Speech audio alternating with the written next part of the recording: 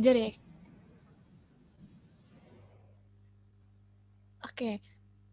Kalau teman-teman merasa excited, waduh banyak juga nih yang udah excited ya sama ibadah kita di hari ini. Oke deh teman-teman. Sebelumnya selamat datang di ibadah pembinaan regenerasi hari ini. Kita di hari ini mau bahas tentang visi misi pemuritan nih teman-teman. Nah, semoga pembinaan hari ini dapat membekali kita semua yang hadir untuk pelayanan kita nantinya. Hari ini kita akan dilayani oleh KDV.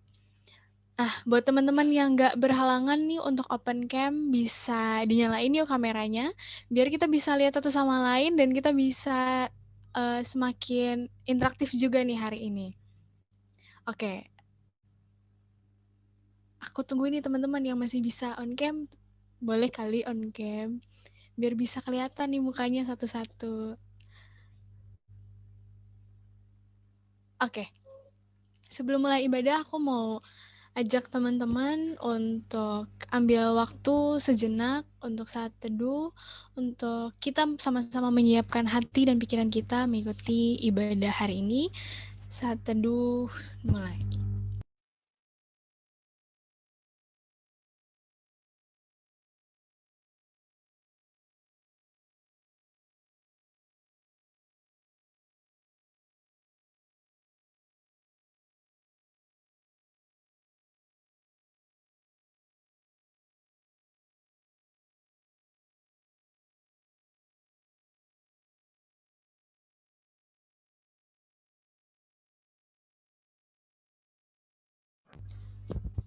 Oke, boleh di next slide, Ella. Oke, ya dalam kehidupan kita, kita pasti ingin ya teman-teman, kita ingin menyukakan hati Tuhan nih. Kita mau menyenangkan hati Tuhan. Nah itulah salah satu kerinduan kita semua pasti. Lewat pengenalan Tuhan, lewat mengasihi Tuhan dengan setia, kita menyadari dan percaya sepenuhnya bahwa kasih setia Tuhan dalam kondisi apapun yang kita alami pasti dia selalu ada gitu kan. Dan terus kita menjalani hidup dengan takut akan Tuhan, itulah yang bisa kita perbuat untuk menyenangkan hati Tuhan. Mari kita mengangkat pujian menyenangkanmu.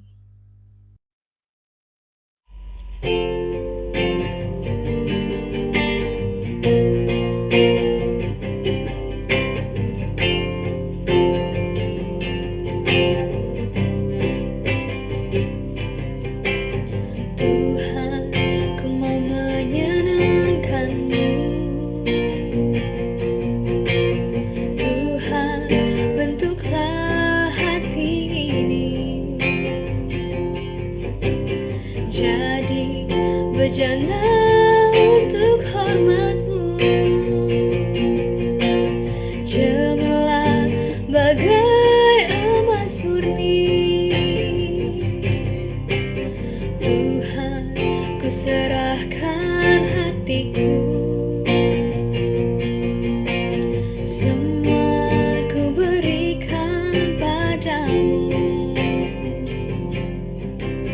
Kuduskan hingga tulus selalu,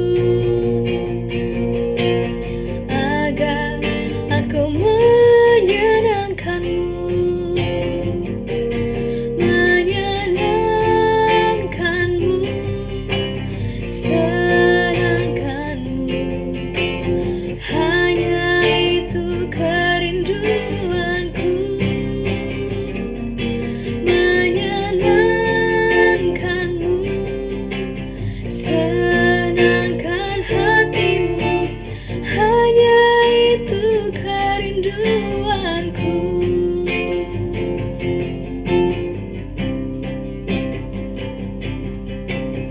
Tuhan, ku serahkan hatiku. Semua ku berikan padamu. Kuduskan hingga tulus selalu, agar aku menyenangkan-Mu.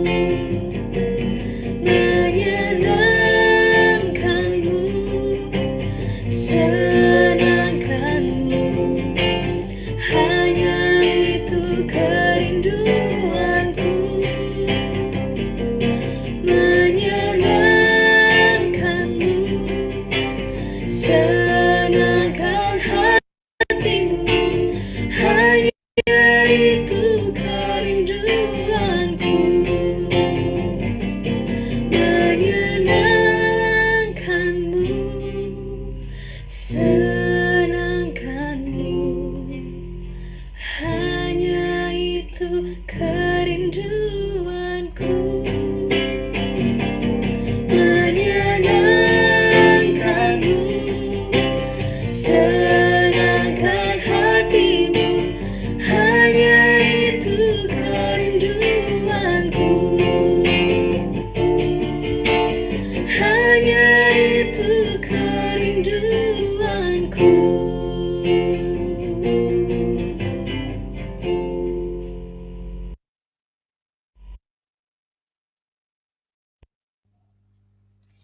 Oke teman-teman, mari kita bersatu dalam doa. Tuhan Allah Bapa kami yang bertahta dalam kerajaan surga, terima kasih Tuhan untuk kasih setiamu kepada kami di hari ini. Tuhan, Kau boleh mengumpulkan kami bersama untuk mengikuti ibadah pembinaan yang ketiga ini Tuhan. Tuhan, kami mau menyerahkan ibadah ini biar kiranya Tuhan boleh pimpin sertai kami. Tuhan boleh sertai setiap kami biar kami boleh memahami Tuhan, semakin mengetahui dan semakin bisa mengerti mengenai visi dan misi pemuritan. Kiranya Tuhan yang boleh sertai kami dari awal pertengahan sampai akhir. Hanya dalam nama-Mu Tuhan Yesus Kristus kami telah berdoa dan mengucap syukur. Haleluya. Amin. Oke teman-teman, sebelum kita mendengarkan firman Tuhan di hari ini dan kita menemukan jawaban-jawaban dari setiap pertanyaan-pertanyaan kita, terutama tentang visi misi pemuritan, karena yang kita tahu jawabannya hanya ada pada Yesus. Mari kita angkat pujian Hanya Yesus Jawaban Hidupku.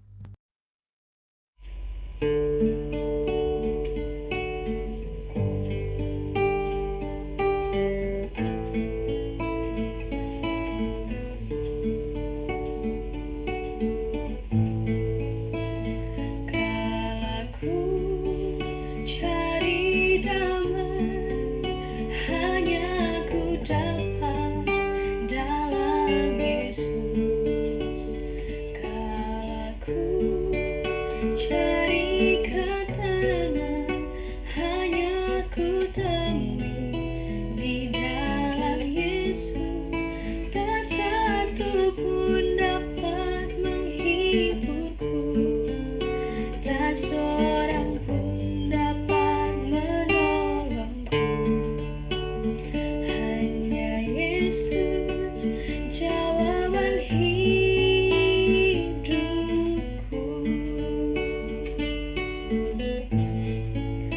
Bersama Dia hatiku damai, walau dalam lembah kekelaman.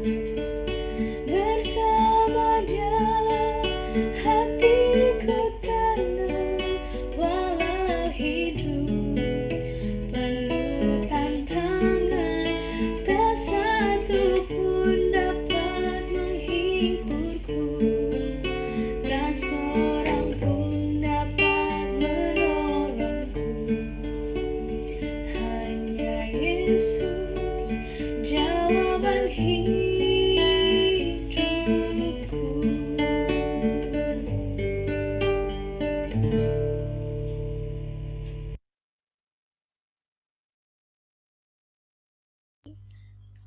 Kepada KDV, waktu dan screen dipersilahkan. Belum di-unmute. Selamat sore teman-teman semua, terima kasih Hermina. Izin sebentar ya, KDV mau siapin PPT. Suaraku terdengar jelas nggak ya? Terdengar jelas ya. Sebentar. Terdengar, Kak? Oke. Ya. Sudah ya, sudah terlihat ya.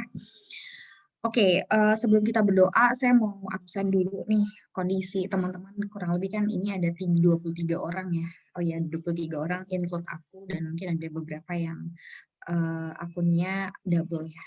Nah, saya mau tahu kira-kira teman-teman pada hari ini Sabtu menjelang malam Minggu disuruh pembinaan jam 5 pula gitu. Kira-kira kondisinya lagi kayak gimana nih? Adakah yang lagi happy gitu? Waduh semangat banget mau pembinaan ketiga udah nggak sabar gitu. Mau terima pelayanan gitu karena nanti akan diregenerasikan ke pengurusan. Atau teman-teman lagi ngerasa sedih gitu, entah bukan gara-gara pembinaan ini, tapi mungkin bisa lain hal gitu. Atau juga lagi ngerasa ngantuk, nggak apa-apa, aku nggak akan marah. Atau Kak Budi juga nggak akan marah, yakinlah. Atau Ella juga nggak akan marah, atau Kak Junita juga nggak akan marah. Atau teman-teman lagi ngerasa khawatir. Nah, caranya gimana? Teman-teman pakai annotate, tahu ya udah biasa kan udah hampir sebulan, setahun setengah ya pakai online. Nah, coba oh Ella happy. Apa Ella lanjut aja terus jadi pengurus? Ya udah nih annotate-nya dipakai, terus teman-teman ulek-ulek gitu kayak Ella tuh, Ella udah contohin. Kira-kira teman-teman tuh yang mana nih ya gitu, misal kayak aku gitu, misalnya yang mana? Monggo ayo coba diurak-urak di bagian yang mana. Ada yang lagi ngerasa ngantuk, tos dulu yang ngerasa ngantuk, aduh gawat nih, aduh gawat nih, kebanyakan ngantuk. Apa kita senam SKJ dulu aja nih sebelum sebelum aku khotbah ya? Apa teka-teki dulu? Nggak apa-apa, nggak apa-apa, nggak apa-apa. Ada lagi kah? Yang lain yang mau, waduh ada yang ngerasa sedih juga, nggak apa-apa. Terus ada lagi kah yang mau apa namanya urak-urak? Monggo, monggo. Ada baru beberapa orang nih aku lihat. Adakah yang lain? Oke. Ya, kalau nggak ada nggak apa-apa. Mungkin teman-teman juga lagi ada apa sih lagi bingung juga gimana kondisi dirinya nggak apa-apa. Tapi ini akan menolong saya untuk bisa mendoakan kita semua yang ada di layanan Zoom pada sore hari ini. Kira-kira dengan kondisi seperti apa kita mau datang kepada Tuhan dan meminta pertolongan Tuhan ya. Mari kita datang kepada Tuhan, kita berdoa. Bapa di surga, kami bersyukur pada Tuhan yang tidak berhentinya mengejar kami dan juga menolong kami untuk bersiap diri di dalam pelayanan yang nanti akan Tuhan percayakan kepada kami, baik kami sebagai pengurus kelak maupun juga sebagai PKK. Tuhan, kami mau datang ke hadapan hadirat Tuhan dengan segala keberadaan diri kami. Baik kami yang sedang merasa gembira, kami bersyukur untuk pemeliharaan dan juga penyertaan Tuhan. Dan juga kami yang sedang merasa sedih, biarlah Tuhan Engkau menghibur dan menolong kami. Dan biarlah firman Tuhan akan menyapa dan juga memberi kekuatan, memberi penghiburan kepada tiap-tiap kami. Bagi kami juga yang sedang merasa mengantuk karena lelah sepanjang hari ini beraktivitas ya Tuhan. Kami mohon kuat kuasa yang dari Tuhan untuk memampukan kami untuk bisa berkonsentrasi, untuk benar-benar bisa duduk diam di hadapan Tuhan dengan hormat dan juga membuka hati kami dan pikiran kami pada kebenaran firman Tuhan. Dan juga setiap hati kami yang sedang merasa khawatir akan apapun itu yang tak terucap oleh bibir kami, Tuhan, biarlah Tuhan yang boleh menenangkan jiwa kami. Biarlah damai sejahtera-Mu turun ke atas kami. Tuhan, kami mau sambut kebenaran firman-Mu. Biarlah perenungan pada malam hari ini bukan sekedar menjadi wawasan bagi pemikiran kami, tetapi mendorong kami untuk hidup semakin serupa dengan Kristus. Di dalam nama Tuhan Yesus kami berdoa. Amin. Ya, terima kasih ya teman-teman ya udah udah mau sharing. Sebentar saya hapus dulu ya, jangan ngeganggu. Ya kalau misalnya ngantuk mau sambil minum kopi nggak apa-apa ya. Kalau aku nggak masalah sih. Jadi kalau misalnya mau sambil minum kopi atau sambil misalnya mau stretching sedikit sebentar nggak apa-apa juga gitu. Yang penting teman-teman seperti yang tadi kita doakan sama-sama, kita harus mengerti bahwa ibadah walaupun dalam layanan Zoom kali ini tetap dalam sikap hormat. Tapi kalau mau stretching sedikit gitu ya nggak masalah supaya kita tetap bisa konsentrasi. Nah, tadi udah disinggung sama sudah disinggung sama Hermina tadi bahwa tema kita pada hari ini adalah visi misi pemuritan. Nah, kalau bicara tentang visi misi pemuritan, tidak lain dan tidak bukan gitu ya, kita seringkali teringat dengan perintah Tuhan Yesus ketika Tuhan Yesus akan terangkat ke surga gitu ya. Ya kalau dalam bagian Markus yang versi simpelnya, singkatnya gitu, pergilah ke seluruh dunia, beritakanlah Injil kepada segala makhluk gitu. Tapi kalau di Markus 28 ini biasa disebut dengan the great commandment ya, amanat agung, ini biasa sekali untuk disampaikan dalam tiap-tiap regenerasi, dalam tiap pembinaan kelompok kecil, PKK gitu ya. Nah, Markus ini, bukan Markus, Matius harusnya. Matius ini yang diangkat ya. Matius 28 ayat 18 sampai 20. Tuhan Yesus di situ sebelum dia terangkat ke bukit gitu ya, dia menyampaikan kepada murid-murid, kepadaku telah diberikan segala kuasa di sorga dan di bumi. Karena itu pergilah, jadikanlah semua bangsa muridku, dan baptislah mereka dalam nama Bapa dan Anak dan Roh Kudus. Dan ajarlah mereka melakukan segala sesuatu yang kuperintahkan kepadamu. Dan ketahuilah, aku menyertai kamu senantiasa sampai kepada akhir zaman.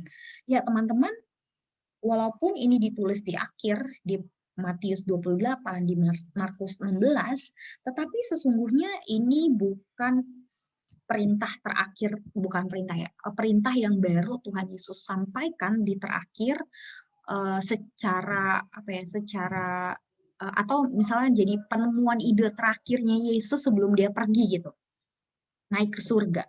Konsep tentang pemuritan itu. Justru pemuritan itu muncul ketika Yesus memulai debut pertama pelayanannya.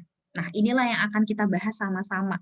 Kalau kita bicara tentang visi misi pemuritan gitu ya, tentu teman-teman yang pengurus, contohnya misalnya Ella gitu ya. Ella pasti udah lebih dari 2 tahun kayaknya semenjak tahun lalu kayaknya aku udah pernah lihat Ella gitu ya. Nah, pasti udah hafal gitu visi misi PMK-nya gitu. Ya nggak hafal nggak Ella? Visi misi PMK-nya gitu. Pasti hafal. Tetapi apa sih sebenarnya yang menjadi esensi visi misi itu, pemuritan itu? Apa sih yang mau disampaikan oleh kita tentang pemuritan? Dan apa yang disampaikan, apa yang dilakukan oleh Yesus sejak semula gitu tentang pemuritan ini.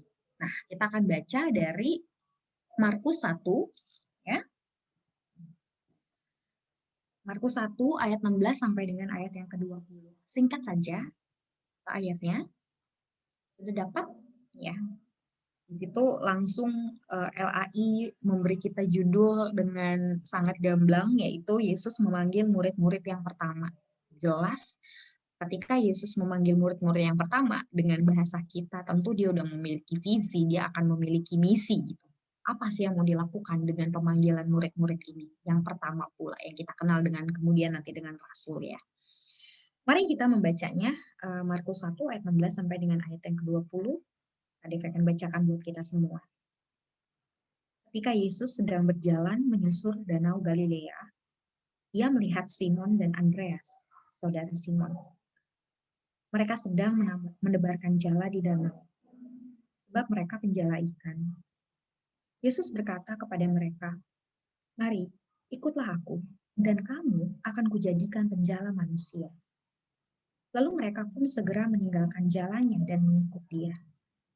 Dan setelah Yesus meneruskan perjalanannya sedikit lagi, dilihatnya Yakobus, anak Zebedius, dan Yohanes saudaranya sedang membereskan jala di dalam perahu. Yesus segera memanggil mereka dan mereka meninggalkan ayahnya, Zebedius, di dalam perahu bersama orang-orang upahannya, lalu mengikuti. Ya teman-teman, kalau kita bicara tentang pemuritan gitu ya, atau visi pemuritan, tentu kalau tentang visi itu berarti ada yang ingin dikejar gitu, ada yang ingin dicapai. Apa yang ingin dicapai? Atau lebih tepatnya bicara tentang visi itu siapa sih yang akan diberitakan gitu? Apakah visi misi pemuritan ini melulu mengenai visi misi pemuritannya PMK Ukrida gitu, secara kalimat memang ditulis gitu visi misinya, visi misi PMK Ukrida gitu. Tetapi apakah ada hal yang lebih greater daripada itu? Tentu yang pertama kalau menurut saya, bicara tentang visi misi pemuritan, tentu siapa sih sebenarnya yang diberitakan di dalam pemuritan teman-teman, baik sebagai pengurus maupun juga sebagai pemimpin kelompok kecil. Kedua, siapa yang dimuridkan? Tuhan Yesus dari sekian ratus orang, dia hanya memilih 12 murid. Tentu kita harus belajar nanti kemudian memilah dan memilih siapa yang nanti akan dimuridkan. Itu berkaitan nanti dengan misi. Lalu dimuridkan seperti apa? Ya, itu juga nanti dikaitkan dengan misi. Nah, bicara tentang pemuritan, ya bayangkan saja teman-teman kalau Tuhan Yesus saja gitu ya memanggil murid-murid yang pertama, itu tentu dimulai ketika Tuhan Yesus itu sudah melewati masa-masa berdoa gitu ya. Nah, kalau kita lihat di Markus, di situ kan ditulisnya ayat 12 itu pencobaan di padang gurun ya. Kalau teman-teman baca Markus 1. Nah, tapi kalau kita baca paralelnya, di situ Tuhan Yesus itu bukan cuma sekadar dicobai, tapi di sana berdoa dia. Dikatakan berdoa dan berpuasa. Maka hal pertama yang digoda oleh iblis adalah makanan, masalah makanan. Ya. Jelas dalam proses pemilihan pemuritan gitu, Yesus melibatkan atau menyucikan dan menguduskan dirinya, mengosongkan dirinya, dan meminta Tuhan untuk menuntun kepada siapa kemudian dia akan memuridkan. Ya. Nah, kalau kita melihat tentang siapa yang diberitakan, kalau dari cerita Markus 1, kita melihat di ayat 1, teman-teman, siapa yang memanggil itu tadi ya, Yesus memanggil murid-murid yang pertama, Yesus gitu ya. Nah, siapa Yesus ini menurut Injil Markus? Nah, teman-teman silakan baca Markus 1, ayat 1. Markus itu menyebutkan Yesus itu bukan namanya ya, Yesus. Seperti kita gitu, Tuhan Yesus. Tapi Yesus menyebut nama Yesus itu dengan title, dengan gelar, yaitu Kristus. Ini bukan nama panjangnya Yesus, tetapi gelar. Ya, kalau nama panjang saya DVL Tampu Bolon. Tampu Bolon bukan gelar saya, tapi nama nama keluarga saya. Nah, Kristus itu bukan nama keluarganya Yesus, tetapi itu adalah gelar. Nah, kalau teman-teman membuka Alkitab gitu ya, teman-teman Alkitab ini konvensional teman-teman, dalam kamus Alkitab itu dituliskan arti kata Kristus, yaitu yang diurapi oleh Tuhan. Yang disebut Kristus karena dialah yang dipilih Allah menjadi penyelamat dan Tuhan.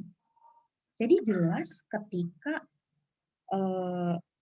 Yesus berkata kepada murid-murid, ikutlah aku, gitu, dan kamu akan kujadikan penjala manusia.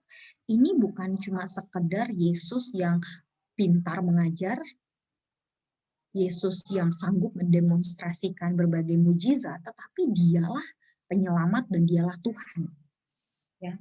Dialah yang diberitakan, dialah yang disampaikan harusnya di dalam proses pemuritan.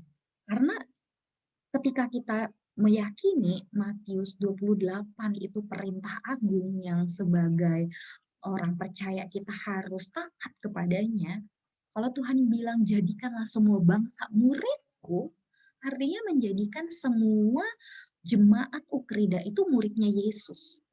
Nah, murid Yesus yang seperti apa? Yesus yang seperti apa yang dimengerti, yang kita pahami, yang kita mau beritakan, yang kita mau sampaikan kepada jemaat yang kita layani, kepada anak-anak kelompok kecil yang kita layani. Itu Kristus yang dipilih Allah menjadi penyelamat dan Tuhan. Jadi saya ingat banget teman-teman, saya itu waktu kelompok kecil itu enggak pakai MHB, agak aneh sih, PKK saya juga nggak tahu kenapa ya. Jadi begitu PI langsung nggak pakai MHB, kami pakainya Ketuhanan Kristus. Memang, waduh, ketika langsung pakai Ketuhanan Kristus itu kan bahannya berat banget ya. Kalau MHB kan step awal ya, step dasar pemuritan kayak belajar saat teduh, belajar berdoa, belajar melayani gitu-gitu. Tetapi di buku Ketuhanan Kristus waktu itu kami langsung bicara tentang ketuhanan Yesus, tentang kemanusiaan Yesus yang buat saya pada saat itu udah materinya panjang dan berat gitu. Tapi saya mengerti banget gitu kemudian setelah saya lulus apa yang diusahakan oleh pemimpin kelompok kecil saya waktu itu. Itu dia bilang, kamu harus pertama-tama lebih dahulu belajar tentang siapa Yesus. Siapa sih yang harus kamu sembah? Siapa sih yang kamu percaya itu? Gitu. Nah, di situ kemudian saya saya melihat bahwa kelompok kecil itu bukan tentang melulu tentang apa yang akan kita lakukan, ya, tetapi apa yang telah Yesus lakukan. Kalau bagian dari Injil Markus ini teman-teman perhatikan gitu ya, Markus menggunakan kata permulaan. Ya. Inilah permulaan Injil. Injil itu kabar baik, permulaan kabar baik tentang Yesus Kristus, anak Allah. Nah, ini resemble atau mirip dengan cara penulisan. Nah, kalau dalam Alkitab, kalau dimiripin berarti ada maksudnya, ada tujuannya. Ya, permulaannya, pada mulanya.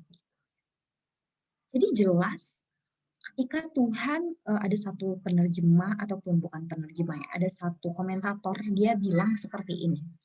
Kata permulaan itu sebenarnya dituliskan oleh Markus pada saat itu dia ingin menyampaikan bahwa God is about to begin his creative works through discipleship. Kalau di Kejadian Allah memulai proses mencipta secara ajaib dan kreatif itu dengan semesta, alam semesta, langit dan bumi. Tetapi di bagian Markus ini, ya, Tuhan akan melanjutkan proses menciptanya, proses bekerjanya melalui pemuritan. Jadi pemuritan itu yang pertama teman-teman, tidak akan pernah ada hal yang seragam dalam arti identiknya. Cara KDV dimuridkan dengan cara Kak Junenta dimuridkan itu berbeda. Cara Ella dimuridkan dengan cara Hermina dimuridkan juga berbeda. Pendekatan yang diberikan oleh PKK-nya itu berbeda-beda karena tergantung siapa yang dilayani ataupun anak seperti apa yang sedang dilayani. Nah, ini adalah proses kreatif. Tapi tentu sebelum masuk kepada hal-hal seperti itu, maka saya harus berulang-ulang kali memastikan kepada teman-teman. Kalau kita bicara tentang visi misi pemuritan, hal yang paling utama adalah bicara tentang siapa Yesus. Siapa yang memanggil teman-teman, ya, teman-teman menjadi pembuat murid atau menjadi pemimpin kelompok kecil yang melayani anak-anak kelompok kecil teman-teman kemudian gitu ya, dan juga nanti menjadi pengurus juga melayani jemaat teman-teman. Tetapi mereka itu dipanggil bukan oleh teman-teman ya, tapi oleh Yesus sendiri. Siapa sih Yesus gitu? Nah, kalau dalam cerita Markus teman-teman, kita melihat Markus sendiri pun menyampaikan gitu ya melalui perkataannya Yohanes Pembaptis di situ ya. Yohanes Pembaptis menyampaikan bahwa Yesus itu lebih berkuasa. Yesus membaptis dengan Roh Kudus, tapi Yohanes membaptis dengan air.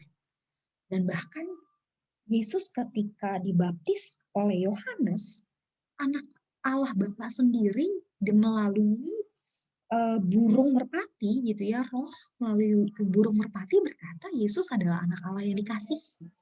Dan kepada siapa dan kepadanya Bapa berkenan, ya. Kita melihat bahwa Yesus ini bukan sembarang orang, dan Yesus itu adalah orang yang benar-benar diperkenan Allah.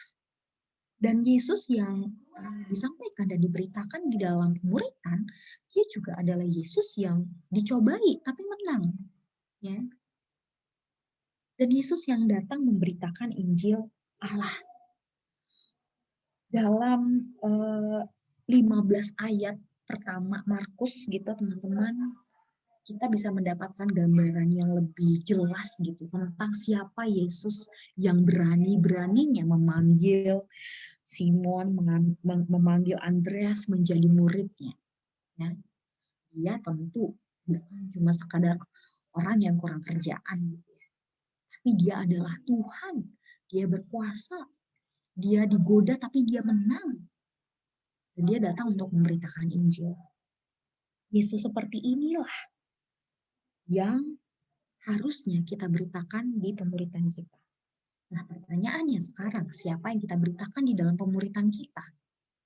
Berapa banyak dari pemuritan kita, misalnya, saya nggak menganggap bahwa misalnya saat teduh itu nggak penting ya, tentu disiplin rohani itu penting. Tapi misalnya, kamu lebih banyak nanya, gimana saat teduhnya gitu. Coba sekali-kali tanya, apa yang kamu nikmatin tentang Tuhan Yesus minggu ini? Mungkin kita bermaksud baik gitu dengan menanyakan doa gitu ya. Gimana jam doanya? Mungkin sekali-kali kita perlu bertanya gitu ya. Kira-kira Tuhan Yesus jawab apa tentang doa kamu? Jadikan Yesus center di dalam pemuritan. Ya. Yesus itu bukan cuman side dish atau ya menu pelengkap, enggak. Kita berjuang sedemikian rupa untuk anak-anak kelompok kecil kita atau jemaat kita itu untuk datang ibadah, untuk memiliki HPDT yang baik, untuk berdoa gitu ya. Tapi supaya demi mereka mengenal Kristus. Siapa yang kita beritakan di dalam pemuritan kita? Pemuritan teman-teman bukan dimulai dengan rangkaian to-do list, tapi mulailah dengan menceritakan apa yang telah Yesus lakukan. Bahwa Yesus mati, bahwa Yesus peduli, bahwa Yesus itu juga menangis sama seperti kita. Bahwa Yesus juga digoda, tapi menang. Bahwa Yesus sanggup menyembuhkan, sanggup mencukupkan segala kebutuhan. Yesus yang seperti itulah yang harusnya kita beritakan di dalam pemuritan kita. Nah itu bagi saya yang pertama, bicara tentang visi misi pemuritan, maka kita harus terus ya, aware terus, jangan sampai kita bergeser dari siapa yang harus kita beritakan di dalam pemuritan kita, yaitu Yesus. Nah yang kedua, siapa sih yang dimuridkan dan untuk apa? Memang LAI memberi judul perikop kita itu Yesus memanggil murid-murid yang pertama. Nah, kata murid, teman-teman, itu muncul banyak banget dibanding dengan kata Kristen. Ya. Jauh lebih banyak, ada 72 kali ya. Bahkan di PL pernah muncul 4 kali dan di PB 68 kali. Ini KDV bukan iseng-iseng ngitung ya, tapi lihat dari konkordansi dan lihat dari rujukan juga gitu ya. Mungkin bisa juga sesekali itu kita perhatikan atau kita hitung benarkah seperti itu. Tapi jelas pemuritan atau discipleship ini adalah rancangan awal, ya, strategi jitu-nya Tuhan Yesus di dalam memberitakan kerajaan surga, memberitakan kerajaan Allah, ya. Dan kata memanggil, ya, di situ kan Yesus memanggil. Ya, memanggil ini bukan berarti cuman kayak, Ella apa kabar gitu. Oh, Junita, coba nyalain videonya gitu. Bukan kayak begitu memanggil ya. Kata memanggil di sini berarti itu undangan. Ya. Yesus mengundang, Yesus tidak pernah memaksa. Mereka menjadi murid-muridnya. Ya. Yesus mengundang, mari ikutlah aku dan kamu akan kujadikan penjala manusia. Ikutlah aku. Jadi kata memanggil di sini bukan kayak iseng-iseng berhadiah. Tentu Yesus kalau kita lihat dari Injil Matius gitu ya, kita tahu 40 hari itu di padang gurun dia berdoa. Saya meyakini bahwa dia berdoa juga mempersiapkan dirinya untuk pelayanan publik dan mempersiapkan dirinya untuk memilih murid. Jadi bagi teman-teman PKK atau CPKK gitu, khususnya CPKK yang belum tahu PKK-nya, AKK-nya, ya doakan ya supaya adik-adik kelompok kecil kalian nanti menerima undangan ya yang ditawarkan oleh Tuhan Yesus untuk mereka menjadi muridnya. Nah, karena ini undangan teman-teman, saya sepakat sih dari dulu ya dengan buku ini ya. Ini Pemuritan Seni yang Hilang. Buku ini kayaknya udah bener-bener hilang, udah bener-bener nggak beredar lagi. Sedih banget sih sebenarnya, padahal buku ini bagus banget gitu ya. Saya pengen rekomendasiin, tapi bukunya kayaknya udah nggak dijual lagi. Tapi saya nggak tahu ya, semoga ada yang book, second hand book gitu ya, buku bekas juga boleh aja teman-teman beli gitu. Buku ini bagus banget untuk teman-teman baca. Pemuritan Seni yang Hilang. Nah, di dalam Pemuritan Seni yang Hilang ini, dia bilang begini, pemuritan itu dua pihak, ya. Si A bersedia untuk dimuridkan dan si B bersedia memuridkan. Artinya apa? Memang kita kan terbatas ya waktunya, ya. Kita juga nggak bisa memuridkan semua orang. Tentu kita harus memilih. Nah, ada masanya memang ini buat saya nanti, ini pandangan saya pribadi ya, teman-teman, nanti teman-teman juga bisa bergumul sendiri dengan situasi dan kondisi dan hasil pergumulan doa teman-teman ya, beda-beda kan kondisinya. Jadi nggak bisa digeneralisir. Ini aku mau ceritain apa yang aku maksud dengan undangan itu.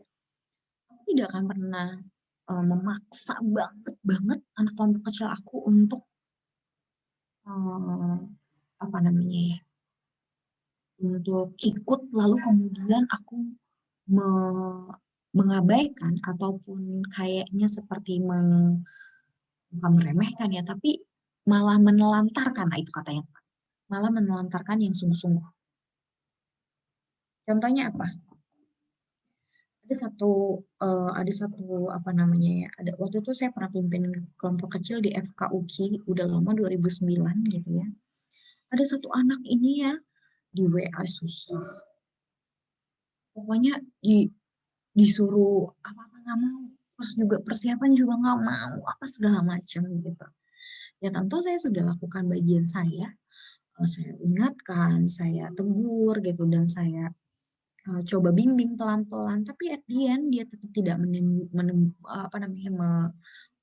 menunjukkan sikap yang ingin menjadi murid. Saya bilang oke, enggak, stop. Artinya apa? Orang yang mau menjadi murid, dia juga harus bersedia untuk dimuridkan, bersedia untuk dibimbing, dibina. Itu namanya undangan. Kita yang mengundang dan undangan itu direspon. Nah, saya pikir nanti teman-teman lihat ke depan, tentu ya lagi-lagi seperti KDV ingatkan ya, tergantung pergumulan doa teman-teman. Kalau teman-teman merasa frustasi dengan 1-2 orang yang saya pikir mungkin jadi mengganggu dinamika kelompok kecil, ya baiknya tidak konsentrasi ke situ. Ya. Baiknya konsentrasi ke orang yang benar-benar sungguh-sungguh mau memuridkan. Bukan mau memberikan, mau dimuridkan. Tapi jangan juga bilang sekali 2 kali doang terus kemudian teman-teman nggak berjuang juga. Nggak gitu juga ya. Nah, kalau kita melanjutkan, apa sih yang menarik dari pemilihan murid Yesus? Nah, kalau kita lihat, teman-teman, di situ ada 4 nama yang disebut ya. Ada Simon, Andreas, terus Yakobus, terus kemudian ada ya Yakobus, anak Zebedius, dan Yohanes ya. Jadi ada disebut 4 nama ya, Simon, Andreas, Yakobus, Yohanes. Ini mereka orang biasa, teman-teman. Nelayan ya, mereka berasal dari bagian utara yang biasanya disebut the northern ya. Yerusalem itu ada di selatan, ini bagian utara, dan orang-orang yang ada di utara itu orang-orang yang terbilang termasuk kelas bawah, kelas pinggiran gitu ya. Orang-orang yang tidak pernah dijadikan sebagai sasaran misalnya kayak rabi atau guru siapa, enggak pernah. Ya. Karena itu mereka biasanya pekerja kasar. Nelayan itu salah satu pekerja kasar, bukan kaum elitis, tidak pernah sekolah gitu ya. Bahkan salah satu komentator Alkitab mengatakan bahwa Markus ini bahasanya bahasa pasar. Beda dengan Lukas. Lukas itu sejarawan, jadi bahasanya lebih halus. Tapi Markus itu bahasanya bahasa pasar katanya. Ya. Tuhan Yesus memilih mereka dan mereka mau menerima undangan Kristus untuk menjadi muridnya. Apa yang mau disampaikan di sini bahwa sebenarnya Tuhan Yesus memilih pekerja kasar? Enggak. Tapi dalam pandangan saya, yang mau disampaikan di sini adalah Yesus memilih siapapun yang mau menjadi muridnya. Mau itu dari pekerja kasar, mau itu dari orang dengan latar belakang ekonomi yang lemah, mau itu dari orang kaya, misalnya seperti Zakheus, ya, yang bertobat, ya, mau itu dari mantan yang jahat seperti Paulus, ya, siapapun, ya. Tuhan Yesus memilih mereka yang mau memberi dirinya juga gitu ya, untuk dimuridkan oleh Yesus. Apa jadinya kalau misalkan Simon sama Andreas nggak mau ikut? Ya, bisa saja Tuhan Yesus pilih yang lain, kan? Tapi saya pikir di sini tentu dari pemilihan Tuhan Yesus sendiri. Tuhan Yesus punya power di situ ya, punya kuasa untuk mengundang itu. Kenapa sebenarnya mereka mau gitu kalau pertanyaannya kita gitu ya. Simon, Andreas, Yakobus, Yohanes ini bukan pengangguran kan ya. Walaupun mereka pekerja kasar, nelayan, tapi mereka punya pekerjaan gitu. Bahkan kalau kita lihat gitu ya, Yakobus dan juga Yohanes itu dibilang mereka tuh punya kapal sendiri dan punya orang-orang upahan. Artinya ya mereka punya pegawai ya lebih better lah. Karena mungkin bukan cuma sekedar nelayan biasa, tapi punya pegawai nelayan. Berarti mereka orang yang ya ada pekerjaannya gitu. Tapi kenapa mereka mau ikut Yesus? Kenapa mereka mau mengikuti Yesus? Kenapa mereka mau menjadi murid Yesus? Ya, kenapa mereka mau ikut? Ya, memang tidak eksplisit gitu ya. Mereka kalau dalam bagian Injil Markus ini ya, mereka tidak secara eksplisit tahu atau kenal Yesus sebelumnya, ataukah ini pertama kali. Tetapi kalau dari kisah Yohanes, di situ kita melihat bahwa mereka sudah pernah dengar tentang Yesus sebelumnya dari Filipus gitu ya. Sudah pernah dengar sebelumnya. Tetapi apa yang disampaikan di ayat 17 dari perkataan Tuhan Yesus sendiri, sebenarnya kita bisa menangkap mengapa mereka mau ikut. Mengapa akhirnya mereka bersedia meninggalkan pekerjaan mereka, meninggalkan jala mereka dan mengikuti Yesus menjadi muridnya. Mari ikutlah aku, kamu akan kujadikan penjala manusia. Nah, bagi saya di sini Yesus menawarkan tujuan dan purpose dan meaning dan relevansi ya. Dari seorang nelayan ya, fisherman, ada permainan kata sedikit, jadi fisher of men ya, ada purpose yang baru yang Tuhan berikan ya, ada relevansi yang lebih dari sekedar aktivitas duniawi, tetapi ada makna rohani, ada makna kekekalan di dalam tujuan baru yang Yesus berikan kepada atau Yesus tawarkan kepada murid-murid. Ya. Saya pikir ini juga yang terjadi dan dialami oleh sebagian dari kita. Ya. Misalnya contohnya Ella. Apa yang Ella alami setelah menjadi murid Yesus? Apakah ada tujuan baru? Apakah ada relevansi yang lebih kekal? Ya, dari sekadar mengejar cita-cita, misalnya ingin pekerjaan baik saja, tapi ada makna yang berbeda dalam memahami hidup, dalam memahami panggilan kuliah, di dalam memahami makna bekerja. Itu yang Yesus tawarkan dalam pemuridannya. Ya, itu yang Yesus berikan tujuan baru itu. Yesus berkata, mari ikutlah aku, kamu akan kujadikan penjala manusia. Jadi bukan sekedar undangan, tetapi Yesus memberikan tujuan dan relevansi baru. Pada saat murid-murid dipanggil, Tuhan Yesus memberikan meaning yang baru, arti yang baru. Bicara tentang tujuan dan meaning, arti dalam hidup. Ya, saya teringat gitu dengan satu, saya nggak tampilin gambarnya gitu. Tapi saya suka banget pakai ilustrasi itu di khotbah saya gitu. Kalau teman-teman pernah dengar saya khotbah tentang itu, nggak apa-apa, mohon maaf ya, saya ulang sekali lagi. Waktu itu saya melihat video YouTube gitu. Orang yang mencari meaning, mencari makna hidup dari kartu tarot. Enggak. Ladang pelayanan kita itu besar banget teman-teman. Dan bermakna banget teman-teman. Karena ada banyak dari kita, ada banyak dari adik-adik kita, ada banyak dari jemaat kita yang sedang mencari tujuan dan makna hidup. Maka kalau kita bicara tentang visi dan misi pemuritan, makna dan tujuan hidup dari siapa dan seperti apa yang akan kita sampaikan di dalam pemuritan kita. Jadi sayang sekali teman-teman, kalau kita tidak benar-benar bersungguh-sungguh di dalam mengerjakan dan berjuang mati-matian dalam visi dan misi pemuritan.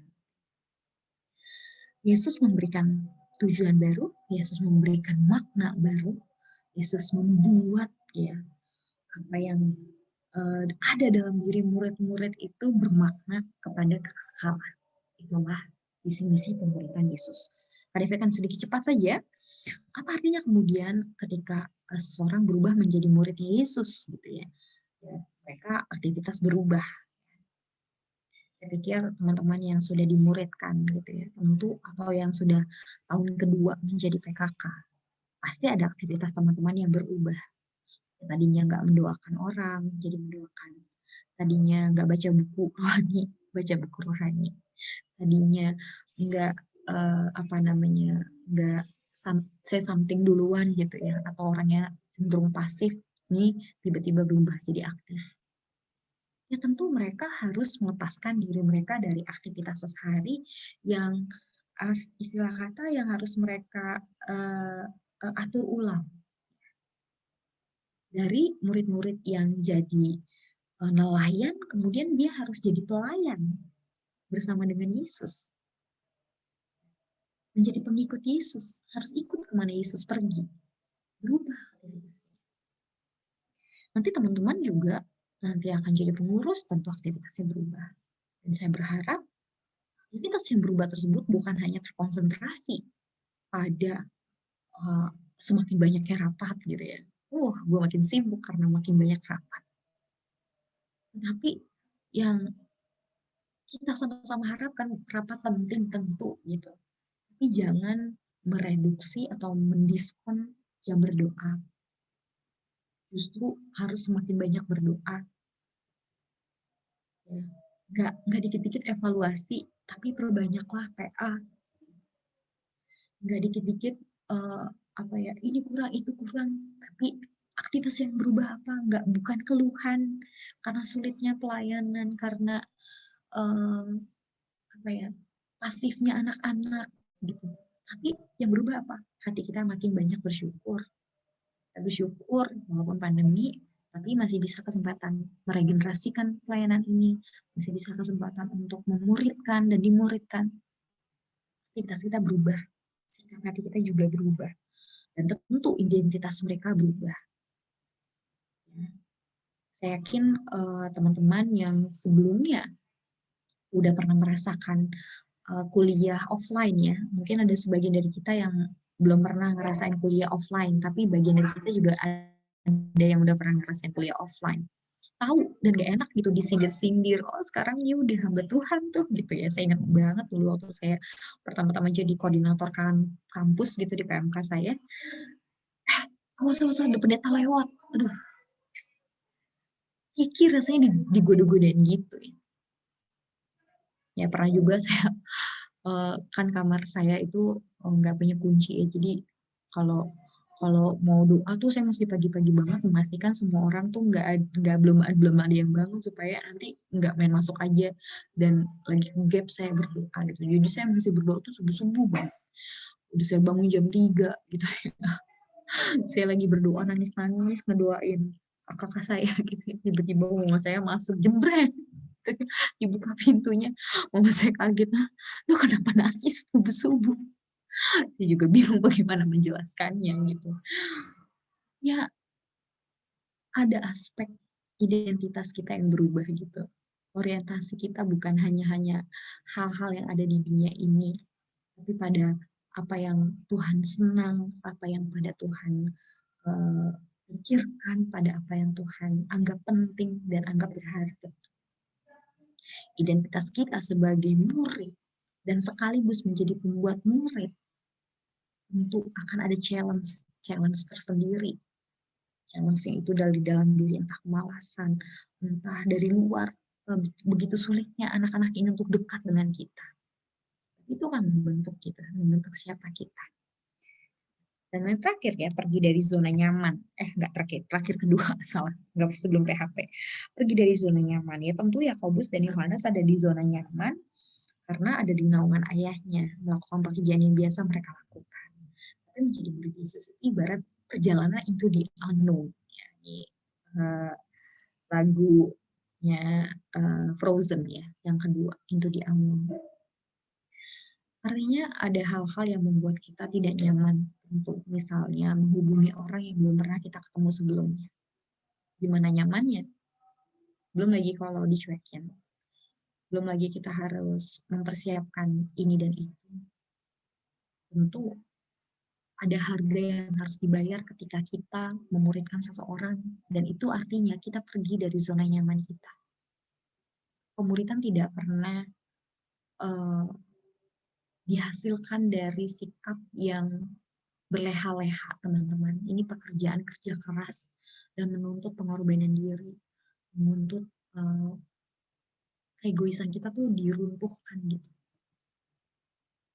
Supaya itu tidak nyaman. Tapi cobalah lihat gitu dan cobalah evaluasi. Setiap kali teman-teman melakukan pemuridan, setiap 6 bulan, apakah karakter teman-teman berubah? Apakah teman-teman makin rela untuk makin bayar harga? Dan yang berikutnya adalah intensional. Ya. Strategi pelayanan misi Yesus dalam memberitakan Injil Kerajaan Allah melalui pemuritan. Ya. Dan tentu ini intensional ya teman-teman ya. Yesus nggak pernah kayak iseng-iseng berhadiah, tentu. Ya, saya pikir Markus atau Matius mencatat bagaimana perikop ini, ya yang kita baca ini tadi KDV juga sudah sempat singgung, itu didahului dengan Yesus yang berdoa dan berpuasa selama 40 hari. Dan ada beberapa sekolah yang menafsirkan bahwa ini juga prekondisi pemilihan pemuritan. Ya. Jadi tentu bukan random. Jadi teman-teman di sini bukan kebetulan ya. Teman-teman yang ada di dalam layanan Zoom pada sore hari ini juga bukan kebetulan. Teman-teman tentu sudah didoakan terlebih dahulu oleh pengurus-pengurus sebelumnya, oleh PKK-PKK sebelumnya untuk hadir di dalam pembinaan pada sore hari ini. Seorang akan bertumbuh teman-teman jika dia secara intensional ditolong untuk bertumbuh. Tidak dibiarkan begitu saja. Saya teringat dengan kondisi mama saya ya akhir-akhir ini, dalam dia pandemi itu jadi pas nggak awal pandemi sih. Di awal pandemi itu dia udah memasuki tahun-tahun terakhir pensiun dari pekerjaannya ya. Jadi selesai pensi pas waktu akhir tahun lalu gitu dia benar-benar pensiun, ya pekerjaan mama pensiun ngapain? Melihara tanaman ya. Melihara tanaman. Nah, satu waktu dia harus pergi keluar kota, lumayan lama, ada sekitar 2 mingguan gitu ya dia di luar kota. Setiap hari yang dia tanyain adalah tanamannya pada saya.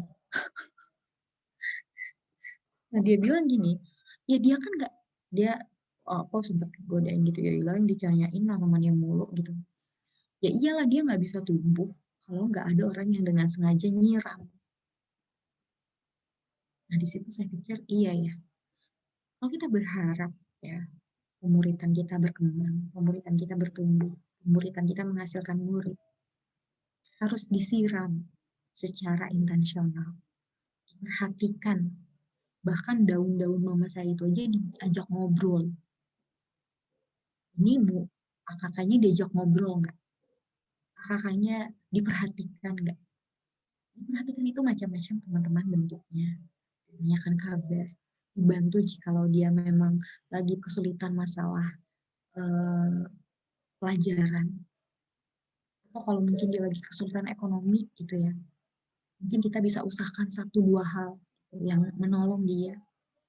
Minimal memberikan kehadiran kita, memberikan waktu kita untuk mendengarkan, untuk mendoakan. Intensional. Pertumbuhan tidak akan pernah di pertumbuhan yang secara maksimal tidak akan pernah dihasilkan jikalau itu seadanya, sejadi-jadinya, tanpa hal yang dikhususkan, tanpa hal yang disengajakan gitu ya. Nah, ini adalah inisiatif Allah. Pemilihan murid-murid jelas inisiatif ilahi, teman-teman dipanggil juga inisiatif Tuhan. Anak-anak nanti yang teman-teman akan layani juga adalah inisiatif Tuhan. Dan ini adalah personal invitation. Jadi jangan merasa gagal juga kalau ternyata ada murid-murid atau ada calon-calon murid yang ternyata tidak gembira atau tidak antusias. Bagian kita adalah memperjuangkan sebaik mungkin. Memperjuangkan sebisa mungkin, semaksimal yang kita bisa lakukan. Ya, aplikasinya ya. Nah, ini kalau murid-murid menangkap dengan jelas undangan menjadi murid, bagaimana dengan kita? Apakah kita masih sibuk diri sendiri gitu ya, menebarkan jala di danau? Tadi saya mau putar satu buah video, kalau saya suka sekali dan kayaknya beberapa teman-teman juga mungkin udah pernah dilihat. Tapi izinkan saya mengulangi sekali lagi, karena saya pikir inilah visi misi pemuritan yang kita pikir juga relevan gitu ya dengan kondisi kita. Bentar ya.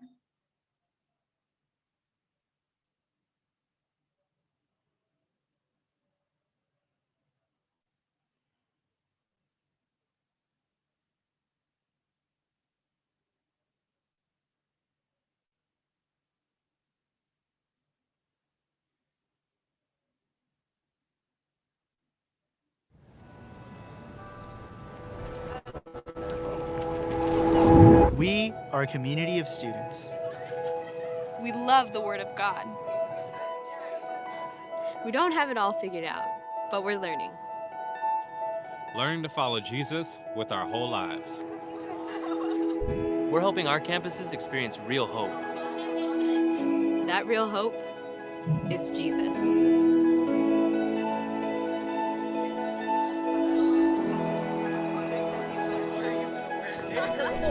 We start by going deep in the Bible.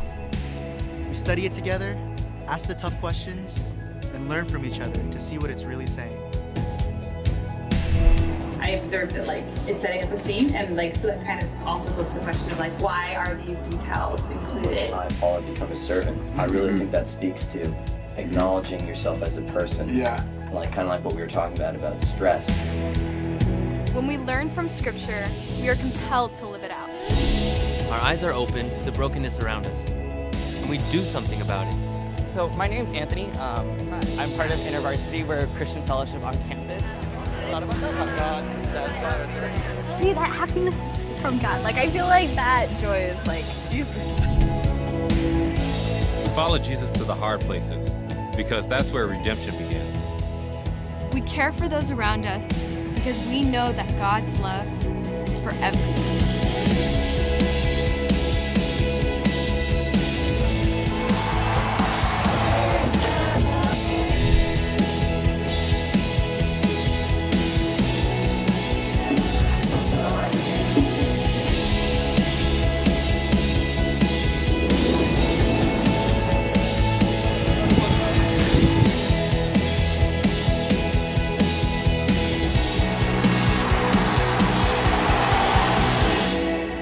We believe that Jesus loves every student in every corner of every campus.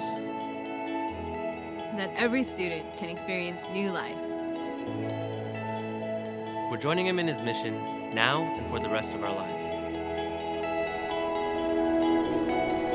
That is real hope. This is InterVarsity.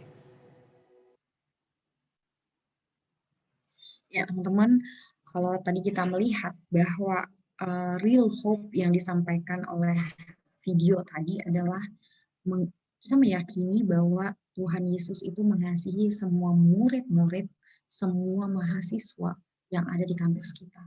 Dan kita harus belajar untuk meyakini itu dan memperjuangkan itu. Saya pikir ini ladang yang besar, dan kita sama-sama berdoa semoga Tuhan menguatkan kita untuk dengan setia mengerjakan panggilan visi misi pemuritan yang Tuhan percayakan kepada kita. Amin. Mari kita berdoa.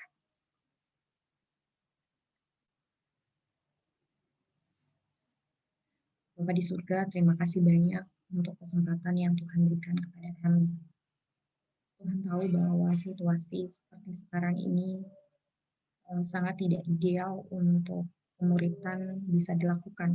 Tetapi kami percaya Tuhan bahwa Engkau sanggup membantu kami dan menopang kami dan menolong kami. Bahwa Roh-Mu yang penuh kuasa itu akan memampukan tiap-tiap kami untuk menekuni, untuk dengan setia dan dengan sungguh-sungguh mengerjakan pemuritan yang Tuhan percayakan kepada kami. Percaya bahwa Engkau mengasihi setiap mahasiswa yang ada di kampus kami. Engkau juga yang paling merindukan untuk mereka mengalami persekutuan dengan Engkau, mengalami makna dan tujuan hidup yang baru di dalam Engkau. Tuhan, tolonglah mulut bibir kami, tolonglah hati kami, tolonglah tangan kami, tolonglah kaki kami, tolonglah pikiran kami, tolonglah telinga kami, untuk kami benar-benar Tuhan pakai untuk bisa melayani mereka dengan sepenuh hati, dengan sepenuh jiwa. Tuhan, terima kasih banyak untuk kesempatan kami mendengarkan firman-Mu. Biarlah Tuhan yang memampukan dan menolong kami untuk menjadi Tuhan. Di dalam nama Tuhan Yesus kami berdoa dan kami bersyukur. Amin. Adik, saya kembalikan ya ke Hermina.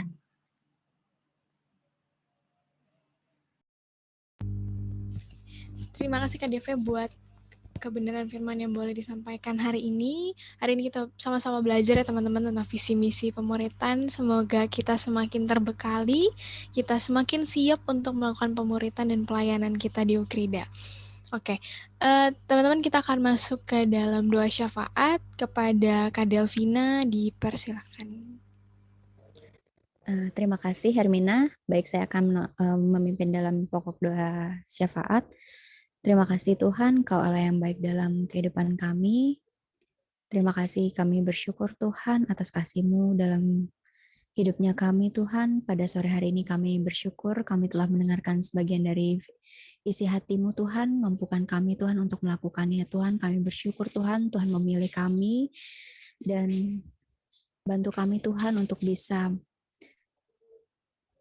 mampukan kami Tuhan untuk bisa melakukan apa yang menjadi kerinduan-Mu Tuhan dalam kehidupannya kami ya Bapa. Tuhan, berkati Tuhan Kak Deve Tuhan yang sudah menyampaikan firman-Mu, berkati beliau Tuhan di dalam kehidupannya, dalam pelayanannya, dan dalam apapun yang Kak Deve lakukan, kiranya Tuhan buat berhasil. Tuhan juga menjagai selalu kesehatannya dan keluarga, berikanlah yang terbaik Tuhan yang daripada-Mu untuk KDV dan keluarga. Terima kasih Tuhan, Kau Allah yang baik dalam kehidupan KDV ya Bapa. Tuhan, kami juga mau berdoa ya Tuhan untuk persiapan regenerasi Tuhan. Saya percaya Tuhan yang melancarkan semuanya dari awal pertengahan hingga akhirnya. Kiranya Tuhan yang memimpin semuanya Tuhan supaya berjalan sesuai kehendak dan rencana-Mu. Kami juga berdoa Tuhan untuk kesiapan setiap calon pengurus Tuhan. Kami percaya Tuhan yang memberikan hati kepada setiap calon pengurus Tuhan, setiap calon pengurus komitmen yang baru Tuhan untuk melayani-Mu Tuhan, kehausan lebih lagi, kerinduan lebih lagi Tuhan untuk melayani-Mu Tuhan, dan biarlah mereka boleh penuh tanggung jawab Tuhan pada saat nanti untuk melayani-Mu Bapa. Terima kasih Tuhan, berkati juga Tuhan kesiapan calon PKK Tuhan. Memang tidak mudah Tuhan untuk melayani-Mu di mungkin pertengahan di di dalam kampus Tuhan, namun kami percaya Tuhan yang memampukan setiap calon PKK Tuhan untuk bisa menjangkau Tuhan nanti calon-calon AKK Tuhan mereka ya Bapa, kiranya boleh terus menjadi PKK yang berkenan di hadapan-Mu, PKK yang rendah hati dan PKK yang sesuai dengan kehendak-Mu ya Bapa. Berkati juga Tuhan, kami berdoa Tuhan untuk pembinaan regenerasi Tuhan, kiranya boleh berjalan dengan baik dan lancar Tuhan. Tuhan juga berkati agar pembinaan regenerasi ini boleh menjadi bekal untuk setiap calon pengurus dan CPKK ya Bapak. Berdoa juga untuk tim regenerasi agar terus bisa mendampingi Tuhan setiap calon-calon pengurus yang baru Tuhan dan tidak langsung lepas tangan Tuhan. Biarlah setiap tim regenerasi boleh memimpin mereka Tuhan sampai akhirnya mereka bisa melayani-Mu Tuhan dengan memberi yang terbaik bagi-Mu Tuhan. Kami juga mau berdoa Tuhan untuk kampus kami Ukrida Tuhan, kiranya Tuhan berkati Ukrida, biarlah kampus kami Tuhan boleh diberkati dan menjadi berkat bagi banyak masyarakat Tuhan, bagi bangsa Indonesia ini ya Bapak, melalui setiap mahasiswanya ya Bapak. Terima kasih Tuhan, berkati di mana bangsa Indonesia bahkan seluruh dunia ini sedang dilanda pandemi virus corona Tuhan. Kami percaya Tuhan bahwa kiranya Tuhan memulihkan kembali Tuhan keadaan ini Tuhan, supaya setiap kami boleh beraktivitas Tuhan dengan seperti sebelum adanya pandemi ya Bapak. Berkati setiap vaksin Tuhan agar boleh merata Tuhan pemberiannya di setiap daerah, di setiap negara-negara Tuhan, sehingga setiap negara ini Tuhan boleh sama-sama kami bekerja sama untuk melawan virus corona ini ya Bapak. Terima kasih Tuhan, sehingga akhirnya setiap kami boleh melakukan aktivitas seperti semula ya Bapak. Terima kasih Tuhan, kami serahkan seluruh doa kami yang jauh dari sempurna ke dalam tangan-Mu Tuhan. Hanya di dalam nama Tuhan Yesus kami berdoa dan mengucap syukur. Amin. Saya serahkan kembali kepada Hermina. Ya, teman-teman, kita akan mengakhiri ibadah kita di hari ini. Sebagai komitmen kita akan memberikan hati dan jiwa kita hanya untuk Tuhan. Mari kita angkat pujian I Give You My Heart.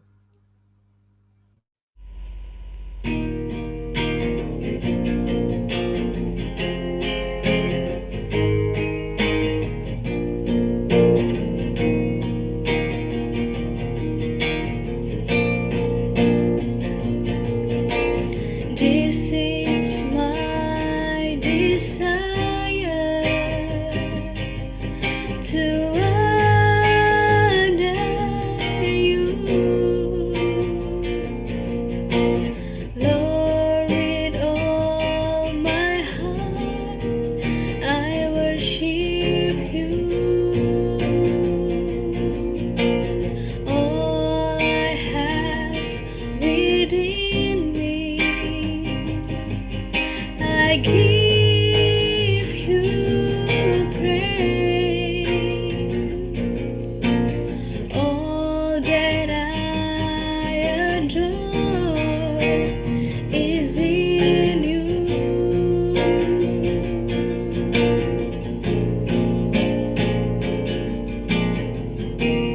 Lord, I give you my heart, I give you my soul. I live for you alone. Every breath that I take, every moment I'm awake.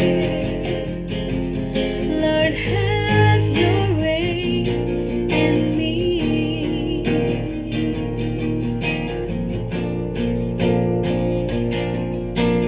This is my desire to honor you, Lord, with all my heart I worship you.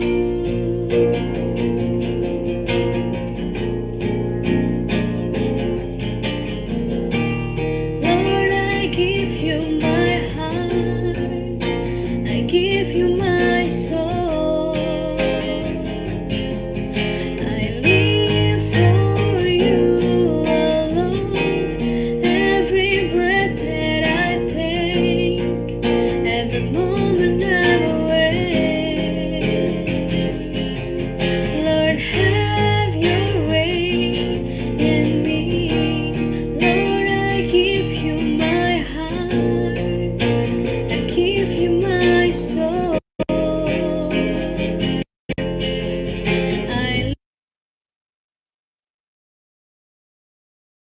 live for you alone.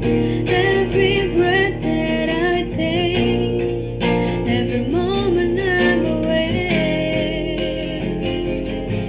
Lord, have your way in me. Lord, have your way in me.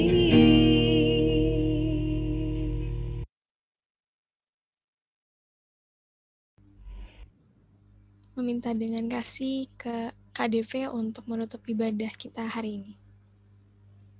Mari sekali lagi teman-teman kita menundukkan kepala, kita berdoa. Bapa, kami datang ke hadapan hadirat-Mu kembali ya Tuhan.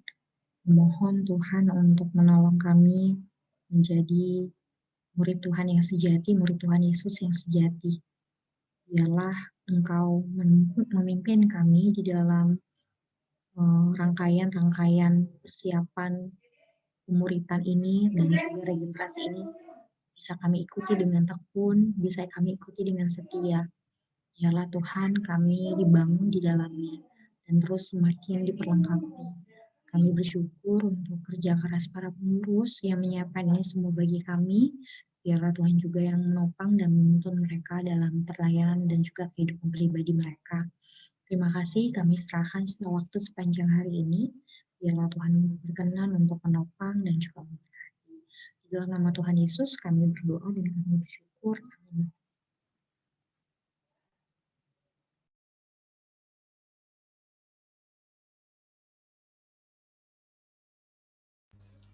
Teman-teman, ibadah kita udah selesai. Silakan teman-teman ambil waktu untuk saat teduh sejenak.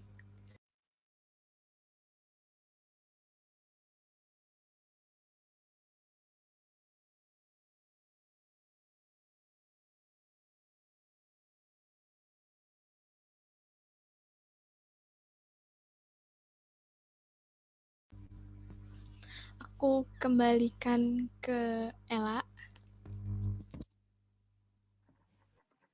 Tes, kedengaran suaranya? Oke, terima kasih Hermina atas pelayanannya hari ini. Terima kasih untuk KDV juga atas firmannya hari ini, dan juga Kak Delvina yang hari ini tadi memimpin doa kita dalam syafaat. Mungkin teman-teman boleh kasih reaction jempol mungkin atau apa untuk mengapresiasi pelayanan dari teman-teman kita. Berikutnya teman-teman ada pengumuman. Minggu depan akan ada pembinaan regenerasi lagi jam 17 tanggal 19.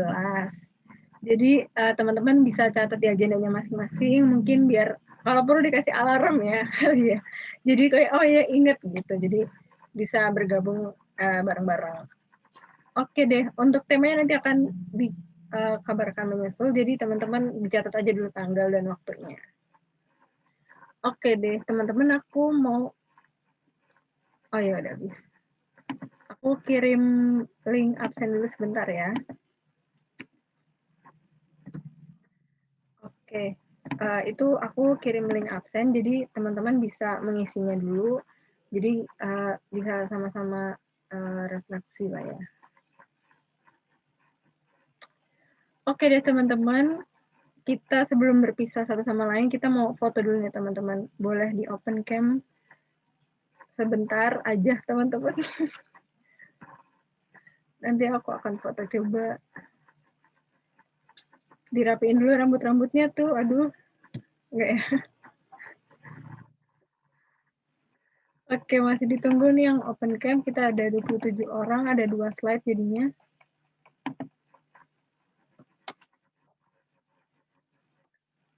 Oke. Yang masih kendala nggak apa-apa. Kalau yang bisa open cam, silakan sama-sama open cam. Oke deh. Aku mulai foto ya teman-teman. Mungkin bisa siapin reaction, love atau senyum atau kaget gitu kayak ini. Oke. Nah, oke. Aku foto ya. 3, 2, 1. Oke, sebentar. Ini slide 1. Slide 2-nya siap-siap. Slide 2-nya kita siapin action lagi. 3, 2, 1. Oke deh, sip-sip.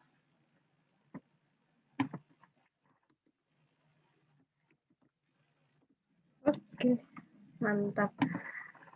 Terima kasih teman-teman sekali lagi. Kalau misalnya udah ngisi link absen, boleh leave room Zoom-nya juga nggak apa-apa.